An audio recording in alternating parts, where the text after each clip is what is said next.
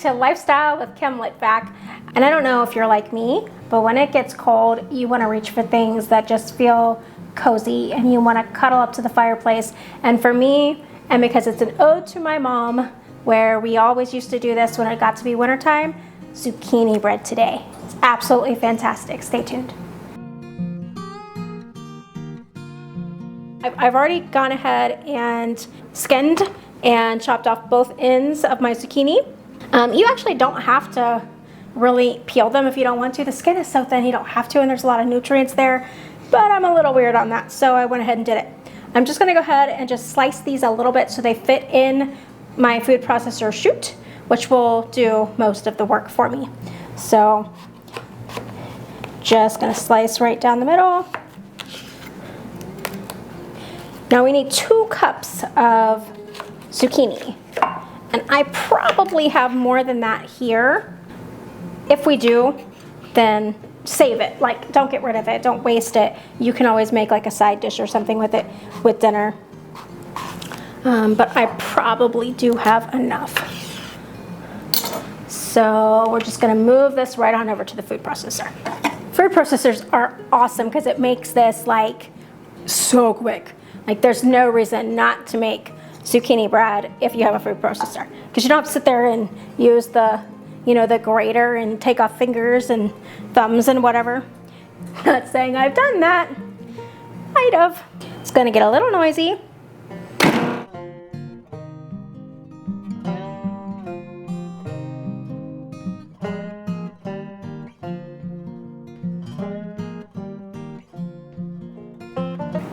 And that is all there is to that. So we will take this. Now you might have a little piece left on top, but no big deal. Do be careful when taking this out. These are super duper sharp, as you can probably imagine. And we'll bring this over here.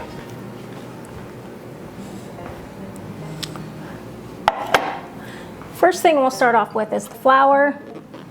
Just get the dry ingredients ready.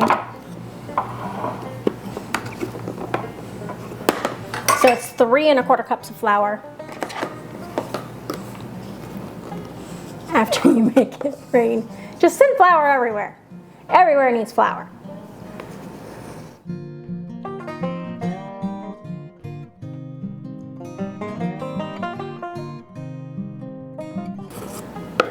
This recipe comes together so quick. It does bake for a little while, but you will be enjoying bread very quickly. And I believe 2 teaspoons of baking soda. The baking soda will give it a little bit of rise, but honestly, it helps it brown. That's what baking soda really does. We will add about, yes, 1.5 teaspoons of salt. I use kosher salt. It's more mild, so if you happen to use table salt, you may scale it back just a smidge. And then some cinnamon. It's about 1 teaspoon of cinnamon. Honestly, I don't really measure my cinnamon because I love cinnamon. And then we've got about 1 teaspoon of fresh nutmeg as well. Now you could definitely go ahead and use already ground up nutmeg, but I'm telling you, fresh nutmeg makes all the difference in the world. And if you have a little contraption like this, you grate it here and it collects down here, so that way you can still measure it out. But I need about 1 teaspoon of this.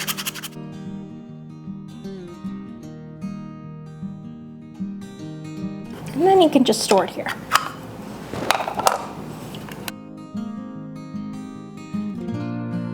I mean, seriously, how is that for 1 teaspoon?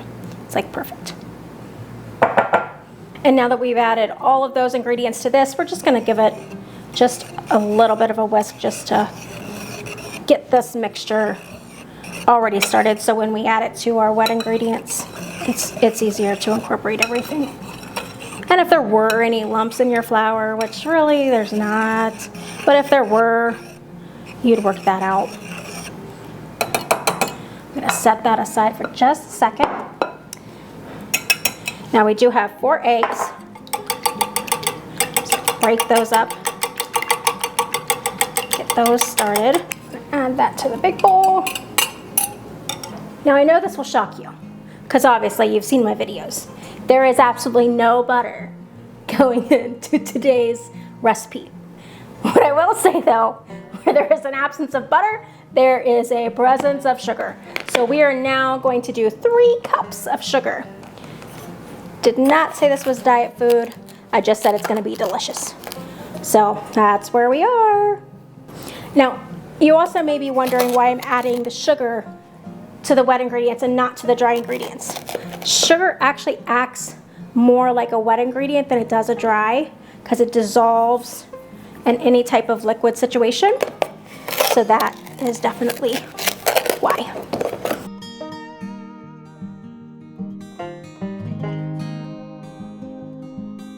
And now we do have water and oil.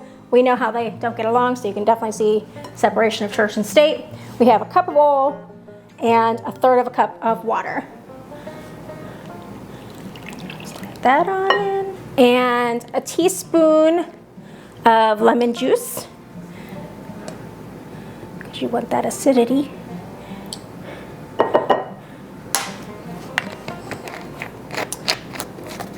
First, we're going to give this a whisk before we add the zucchini.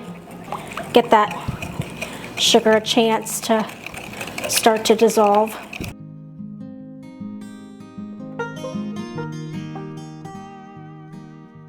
And now we need 2 cups of the fresh zucchini.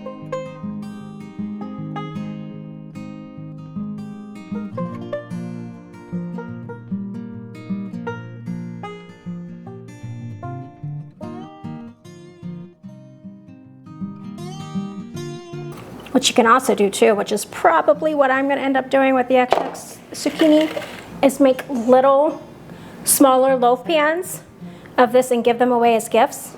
If you do that, I'll give you the tip about how to cook them, because they won't take well, I won't say nearly as much time, almost the same amount of time, just a little less. Go ahead and whisk that in. Notice we didn't have to get out a mixer either. Like seriously, how easy is this? We're gonna go ahead and add the flour mixture and just work that in. Some lumps are still okay, because you don't want to over mix this. You don't want tough bread. And it's supposed to be quick, so you don't need to be perfect.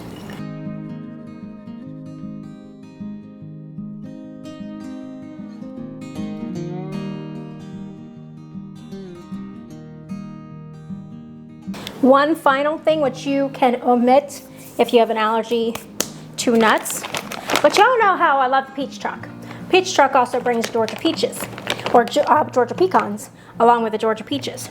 So we're going to add a cup of these. I'm going to add these to my little grinder here, which does have a little measuring thing on the side, so we can kind of see where we are. You do want to keep them in your freezer, because nuts do have a lot of oil in them, and they'll go rancid if you don't use them quick enough when they're on your shelf.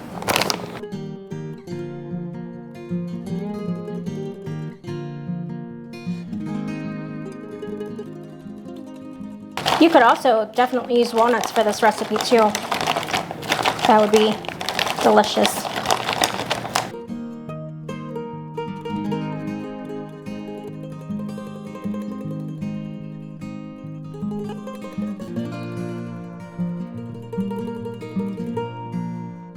Now, along with the zucchini, the nuts will bring a lot of moisture to the party too. You do want to be a little bit ginger on this, because just kind of softly mix the nuts in.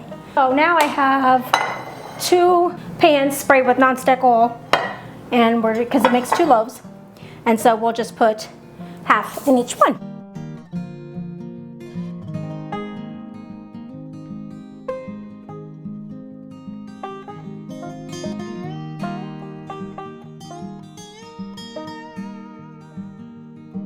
Okay, so now we're going to put both of these in the oven for about 1 hour at 350, which I already have my oven preheated.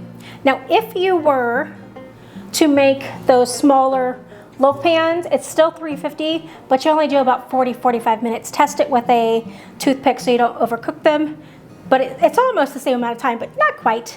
So we are going to take these and put them in the oven. And they're going to be so good. They already smell so good.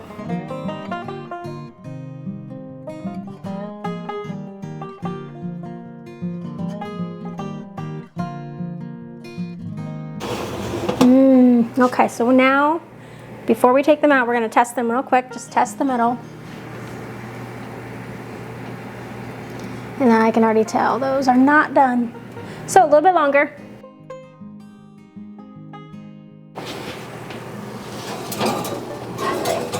Our bread is now done.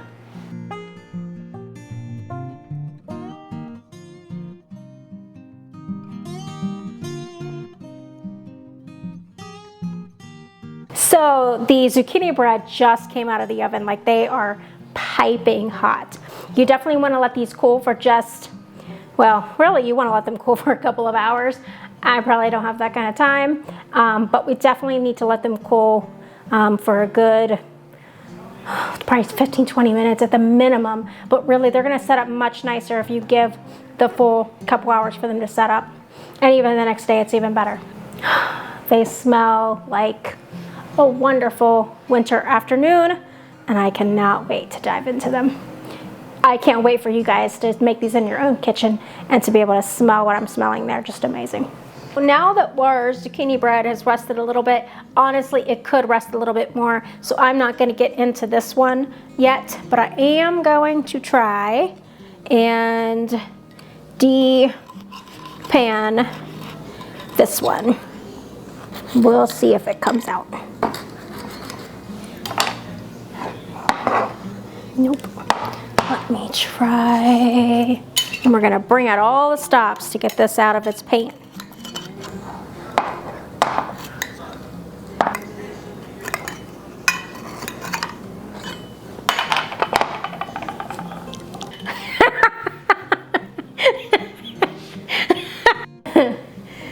And so now we're going to go ahead and work on getting this out of the pan. Remember, we did do non-stick spray to try and help this come out. And, oh, perfect. Now keep in mind, I should have let this rest a little bit longer, but I am dying to try it. If you could smell this kitchen right now, you'd be dying to try it too. And really, there's nothing better than an end piece. And usually I like to have, just like my mama did, because again, this is an ode to her. I miss her terribly. Later in life, she would let me get in the kitchen with her. As a kid, she did not. Probably because she was a lot like me and didn't like having to clean up. And I was way more a liability than an asset. And the top is so crispy. Perfect. The fact that it's still warm is delightful. So there you have it. Homemade zucchini bread. It was so easy to make. I mean, it came together in a jiff, especially if you're using a food processor. So you just, you know, those vegetables done in no time, and really the rest of it came together so easy too. Pour it in a pan and the oven does the rest of the work. So I have enjoyed very much hanging out with you today. Please remember to subscribe, like, comment, hit that bell so you don't miss any of my future episodes. And I can't wait to spend more time with you coming up. And I hope you guys have a very cozy zucchini bread kind of day.